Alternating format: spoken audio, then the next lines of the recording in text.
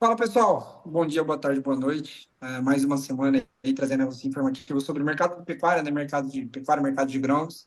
Dessa vez eu estou falando aqui diretamente do celular porque hoje a gente teve um problema técnico. Mas bem, eu vou falar um pouquinho sobre o que eu tenho visto, do que eu tenho observado aí, principalmente no quesito preço, né? A gente tem visto observado uma valorização muito grande nas últimas semanas e alguns pontos me chamaram a atenção. Primeira coisa que eu gostaria de destacar, né? É que o boi gordo, ele bateu ontem no CPE, né, 298,55, o maior nível de preço desde março de 2023, então a gente está aí trazendo uma referência de preço que a gente alcançou cerca de 17, 18 meses atrás, né?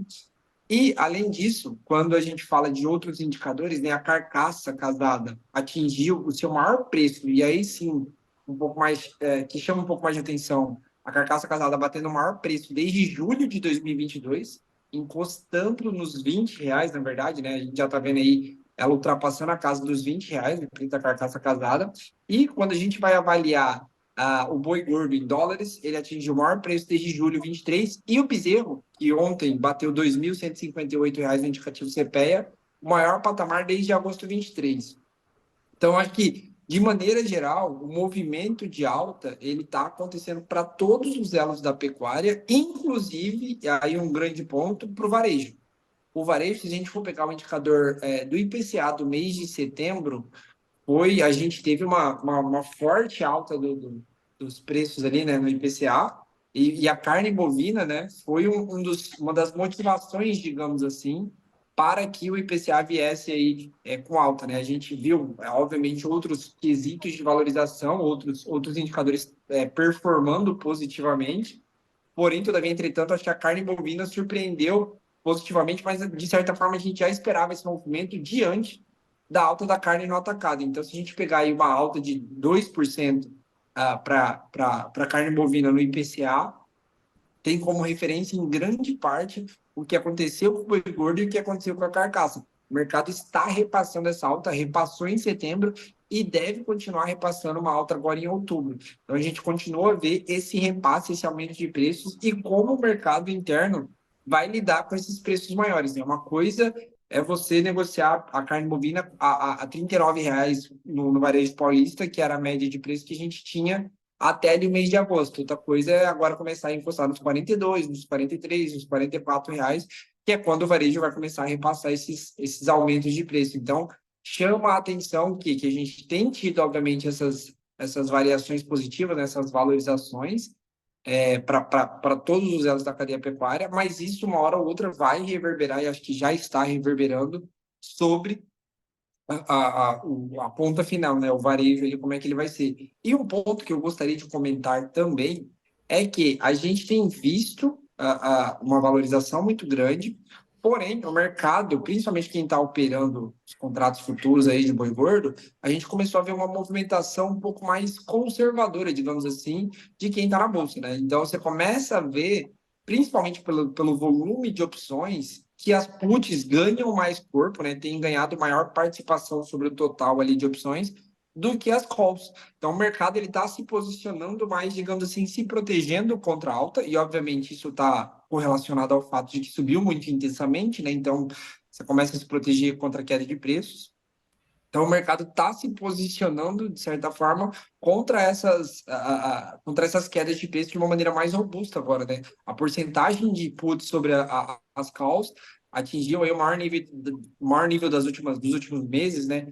Então, um nível que tem me chamado a atenção e que quando a gente vai comparar, obviamente, o boi gordo com a relação de troca com milho, com farelo de soja, a relação de troca com o boi magro, a gente vê que o boi gordo esticou frente a todas os ingredientes da nutrição animal, o animal de reposição. Então, chama a atenção esse movimento. E eu acho que uma das grandes motivações é a exportação. E aí, para falar um pouquinho disso, eu vou chamar a Laura e a Isa para discutirem, debaterem os números de exportação. Laurinha e Isa, fiquem à vontade aí para trazer o que vocês observaram nessa última semana. Obrigada, Iago. Cumprimentar a todos aí, depois de acho que 3 semanas quase sem participar aqui do podcast. Estou de volta e eu até brinquei que é só eu sair de férias que o boi sobe. Ano passado foi a mesma coisa, eu saí, a hora que eu voltei, o boi estava em outros patamares. e agora a gente está de volta aí com notícias bastante positivas também, né? A arroba bovina passou, acredito que por uma das maiores valorizações aí da história, né? Em um mês a gente viu o CPEA, por exemplo, alavancar quase 25%. Então, uma alta bastante robusta. O mercado interno, né? Como você comentou, Iago, ele tem dado sustentação para isso, então o mercado interno até então estava conseguindo absorver essa carcaça casada e essa carne mais cara.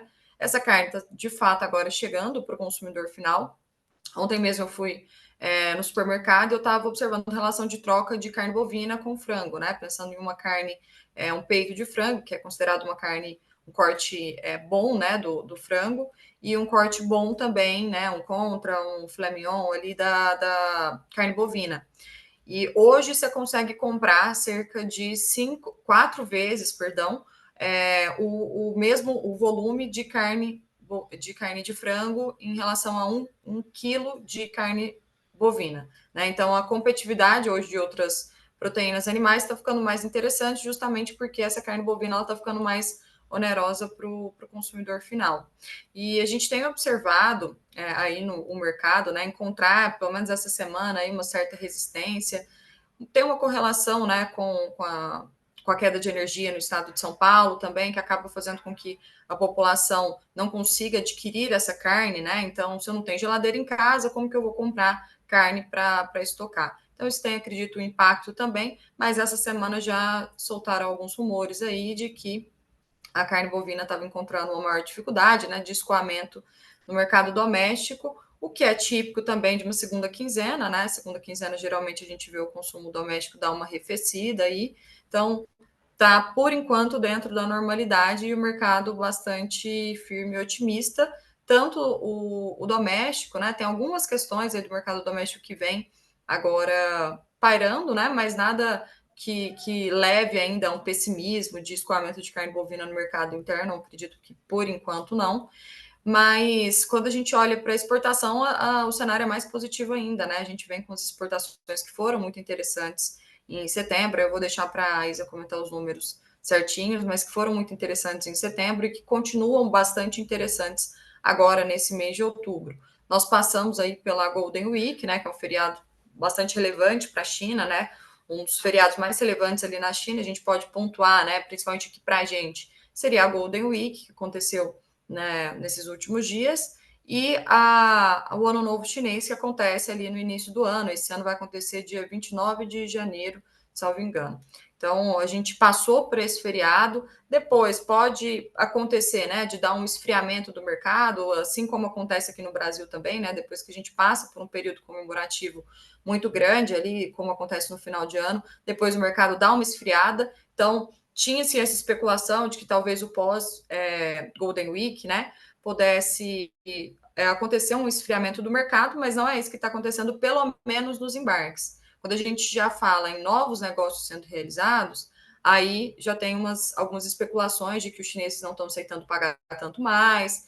Então, essa alta que a gente está vendo, né, que nós comentamos aí de 25% basicamente de um mês para o outro, essa alta tão robusta, ela não está conseguindo ser repassada na mesma proporção, pelo menos, né, para as exportações. Estamos com preços melhores, sim, nas exportações, mas esse ambiente tão otimista de preços, né, a gente estava até observando num grupo aqui, o pessoal comentando, a cada dia a arroba sobe R$ 10, né, e realmente em alguns estados isso está acontecendo, né, mas a gente está vendo o mercado bastante otimista no cenário de exportação.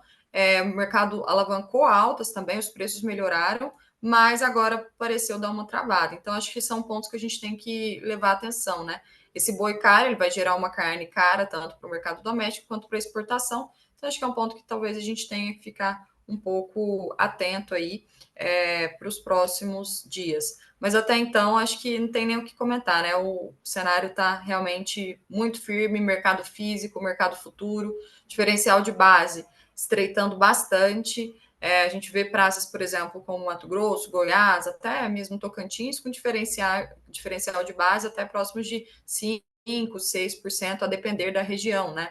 Ali que foi negociado o animal. Mas mercado bem firme e otimista, e a Bolsa está apostando, inclusive, que tem espaço para subir um pouquinho mais aí até o final do mês, né? A gente fechou ontem, por exemplo, o contrato de outubro, falando num boi de 311 para outubro e que aposta numa queda aí para os próximos meses. Então, o contrato que está mais otimista seria desse mês mesmo para outubro, né? Mas ainda o mercado futuro ainda acredita que podemos avançar um pouco aí nos preços e no final das contas é o que eu acredito também, que no ritmo que a gente está indo ainda tem espaço para o mercado avançar um pouquinho aí dentro dos próximos dias.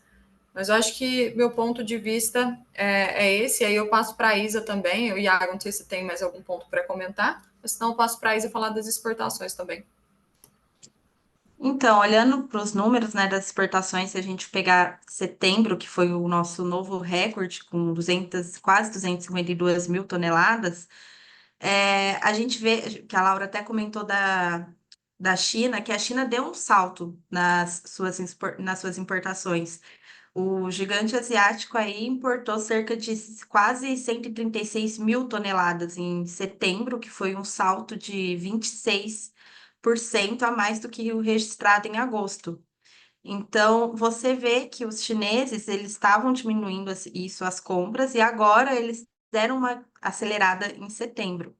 Se a gente olhar para outubro, para as 2 primeiras semanas de outubro, a segunda semana já foram embarcadas quase 62 mil toneladas, apresentando um aumento de 55% em comparação à primeira semana, com uma média diária de 11 mil toneladas. E a gente está esperando que tenha o total para outubro 235 mil toneladas, que é um avanço de 26% perante outubro 23. Então, não vamos bater novamente o recorde que foi visto em setembro, que foi realmente algo expressivo, mas as exportações elas estão indo bem, o preço médio pago pela tonelada também está bem. Então, eu acho que é isso. Tipo, a gente vai ver que até o final do ano as nossas exportações vão ficar em bom ritmo mesmo. E só para comentar, Larinha, acho que você trouxe a questão sobre o que está acontecendo da perspectiva de preços futuros, né? Acho que vale citar que o preço para o final desse mês, para o final de outubro, é maior que todos os preços para os meses seguintes, mostrando, pelo menos dessa perspectiva de preço futuro, que o mercado está reticente em pagar mais, em dar ágio, né? Que era uma coisa comum que ele vinha fazendo até ali há cerca de 3, 4 semanas atrás, né? Parece que esse processo de alta, essa valorização, trouxe um esgotamento, pelo menos se a gente for avaliar dessa perspectiva de como está a curva futura, né? Como a curva futura está premiando nesse momento, diferentemente do que ela vinha fazendo há 3, 4 semanas atrás. Hoje você não tem um ágio perante o outubro, né? Que é o contrato que vence daqui a 10, 15 dias.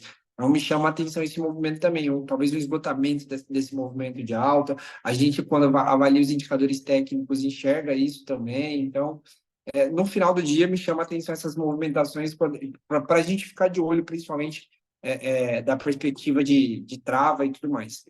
Acho que é isso, esses são os principais pontos aí de pecuária. Pode falar, Lali.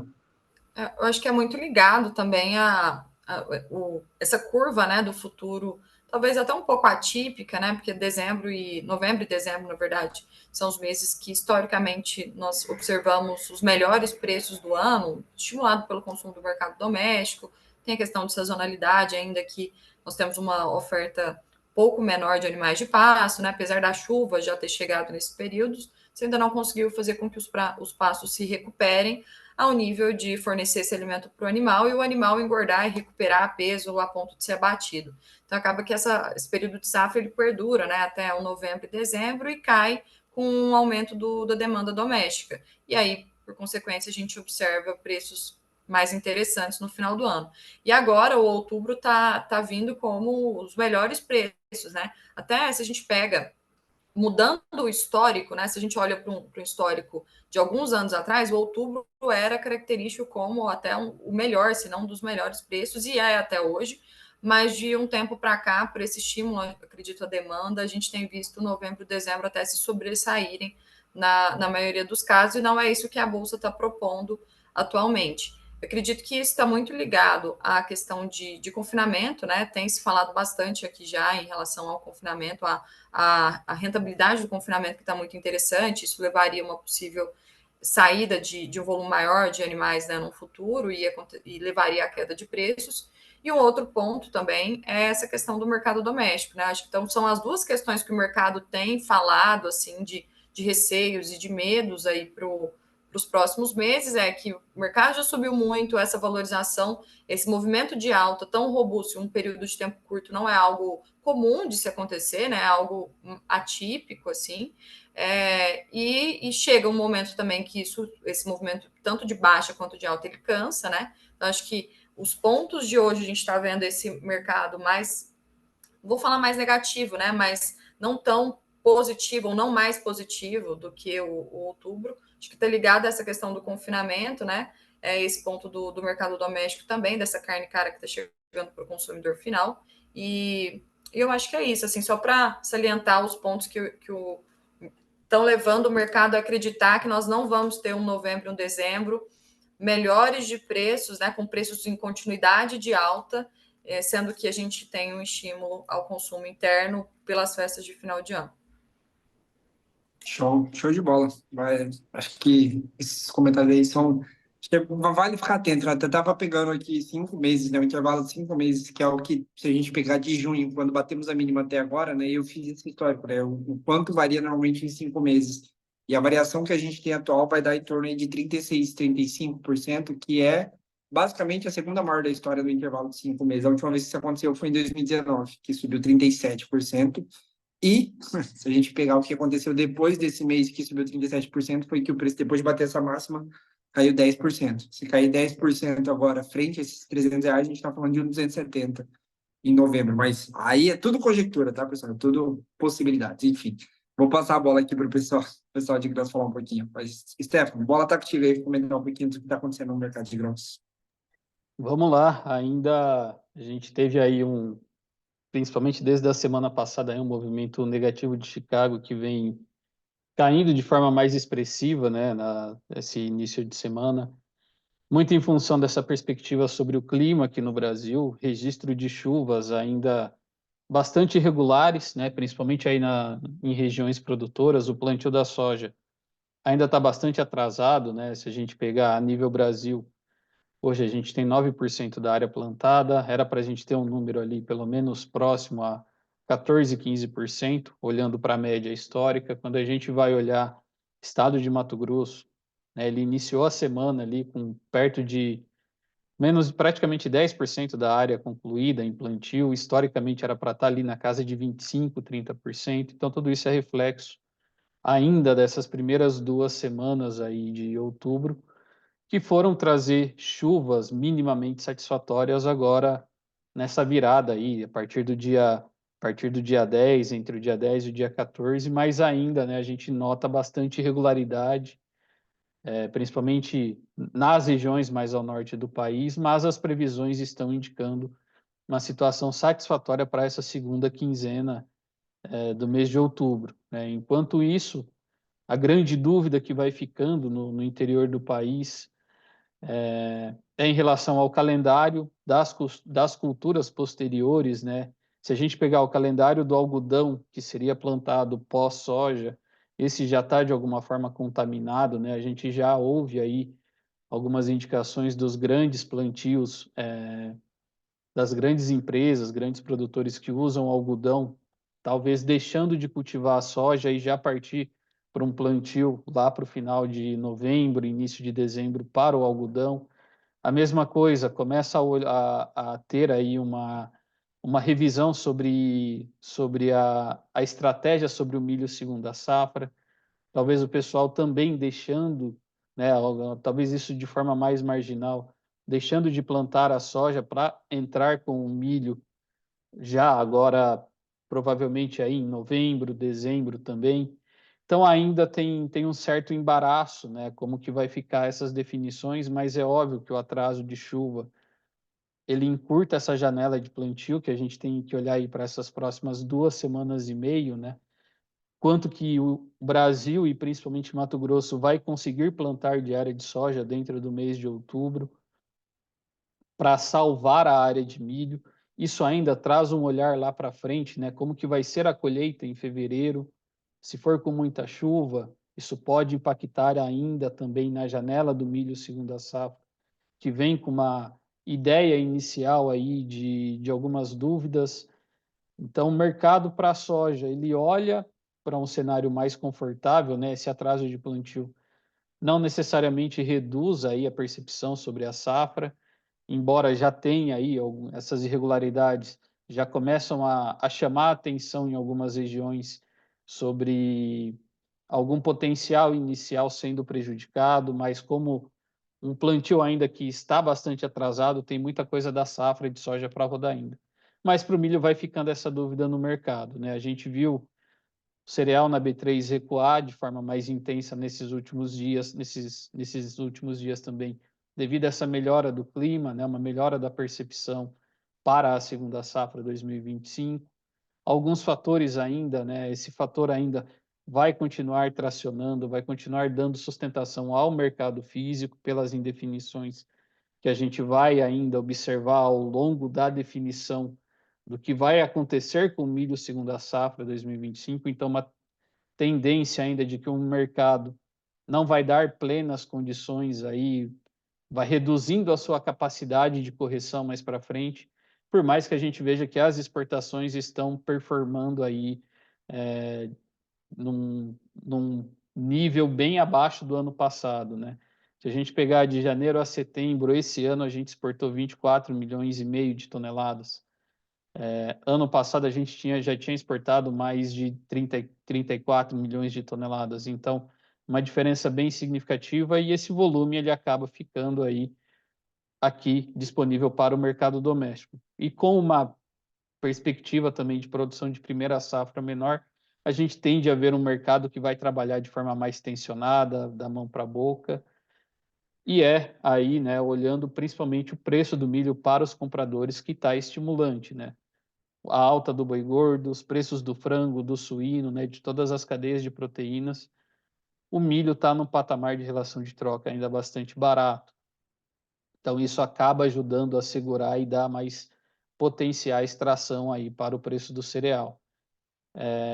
Em relação a outro ponto de dúvida que fica, né, a gente começou a ver essa semana uma derrocada mais intensa do petróleo, uma amenização do cenário do conflito no Oriente Médio, a ureia, que chegou a bater níveis acima de $390 a tonelada nos portos no Brasil, já começou essa semana, né, com indicativos ligeiramente mais baixos, aí de 5 a 10 dólares a tonelada, voltando ali para casa de 385, então começa a dar uma suavização também para quem está olhando o custo de milho segunda safra, principalmente para fertilizantes. E acho que de maneira geral, né, o produtor, principalmente aqui para a soja no Brasil, tem que ficar atento, né, a esses patamares atuais de precificação, né, olhar para a margem, olhar para custo, mesmo com margem apertada, é interessante você olhar para travas de preços nesses momentos. Vamos colocar que o potencial de preços abaixo de R$ 90 a saca, ou próximo disso, para a colheita do ano que vem, ele ainda está mantido, né? A gente ainda está na fase inicial do plantio, do desenvolvimento da safra aqui na América do Sul. Tem muita coisa para acontecer, de fato, mas há uma percepção mais positiva de um calendário de um cenário de oferta a nível global, mesmo que a gente possa incorrer em perdas aqui na safra argentina ou mesmo na safra brasileira. A soja ela tem um colchão de oferta que nesse momento está ainda sinalizando um conforto muito positivo. Para o milho já é um cenário a nível internacional que acaba exibindo aí mais potenciais altas no mercado. Então, nesse momento, né, ainda a gente vê que o produtor tem que aproveitar, né, tanto o consumidor quanto o vendedor, olhar para a sua margem, olhar para a composição de custo e fazer aí traçar sua estratégia de comercialização. E aí queria passar para o Rodrigo também, adicionar aí os pontos de destaque aí dos últimos dias. Bom, vamos lá, Stefan. Na última semana, nós tivemos a atualização do boletim mensal, né, de oferta e demanda agrícola do USDA, na última sexta-feira, dia 11 de outubro. sem grandes alterações, como esperado, né? O USDA confirmou os bons rendimentos para a safra norte-americana de milho e soja, né? Apesar do pequeno ajuste negativo para a soja, agora em 53,1 bushels por acre. Esse número é próximo a 60 sacas por hectare. O órgão manteve os estoques finais norte-americanos na temporada 24-25 em 14,97 milhões de toneladas, né? Um número bastante expressivo, assim como a oferta para a soja nos Estados Unidos, apesar do recuo, é uma safra recorde ainda, né? 124,7 milhões de toneladas. No caso do milho, o órgão norte-americano elevou a estimativa de oferta para 386,18 milhões de toneladas, a segunda maior safra da história dos Estados Unidos, vale ressaltar. E apesar desse ajuste de alta aqui no caso da produção, nós tivemos uma redução dos estoques iniciais, uma elevação das exportações, que acabou resultando no encolhimento dos estoques finais de milho nessa temporada atual para 50,77 milhões de toneladas. Para os demais países não tivemos grandes alterações. Para o Brasil, cenário de oferta foi estabelecido em 169 milhões de toneladas, para a soja 24, 25. Eu já aqui gostaria de fazer um comparativo com os dados da Conab, que saíram no dia de hoje, né? O primeiro levantamento da safra de grãos da temporada 24, 25. Então, a Conab trouxe aí os componentes, né, de oferta e demanda.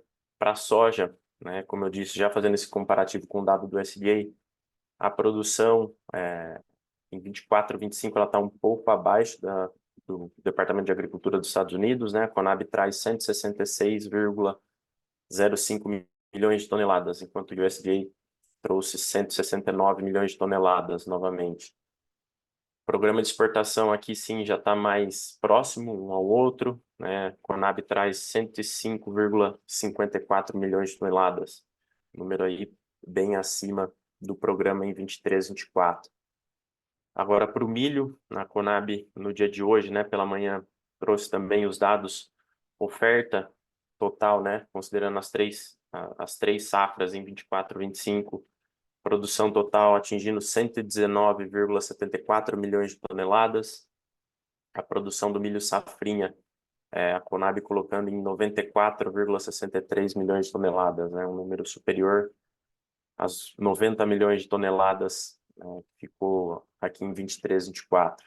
Então, esses foram os números, os principais dados, né, os números atualizados do balanço de oferta e demanda, tanto do USDA quanto da Conab no dia de hoje.